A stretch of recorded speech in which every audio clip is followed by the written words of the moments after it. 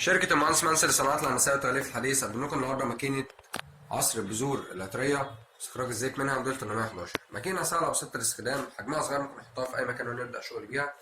الماكينة اللي عندي النهارده عملية جدا في عصر البذور العطرية واستخراج الزيت الموجود فيها. طبعا الزيوت العطرية بتكون زيوت كتير ومتنوعة زي بذور الجرجير، بذور السمسم، بذور حبة البركة، الخردل. النهارده احنا شغالين على بذور السمسم. عندنا هنا بذور سمسم نية، هنبدأ نعصرها عشان نستخرج منها زيت السمسم الخاص بيها. الأول هنبدأ نتعرف على المكنة. زي ما انتم شايفين المكنة جسمها بالكامل مكون من الستانلس ستيل عالي الجودة، بتشتغل بكهرباء البيت العادية 220، موصلين هنا على فيشة بيت عادية جدا. وعندي التحكم الخاص بالمكنة بيكون هنا في الظهر خلال الزرارين دول، وعندي هنا ده القادوس الخاص بالمنتج بتاعي بحط فيه البذور اللي أنا عايز أعصرها.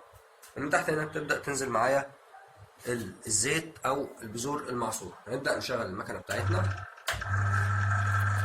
اول ما بنبدا نشغلها المكنه طبعا تسحب البذور بتاعتي او السمسم بتاعي من هنا عشان تبدا تعصر فيه زي ما هنشوف دلوقتي قدام حضراتكم. من هنا يبدا ينزل الزيت بتاعنا. طبعا المكنه بتصفيه الاول، او احنا عفوا بنصفيه باستخدام المصفى دي لأي شوايب. من هنا بتطلع البذور المعصورة بالشكل ده عشان نقدر نجمعها بسهولة. ماكينة عصر البذور العطرية موديل 811 مقدمة لكم من شركة المهندس منسي للصناعات الهندسية والتغليف الحديث. كان معكم ألهم محمد.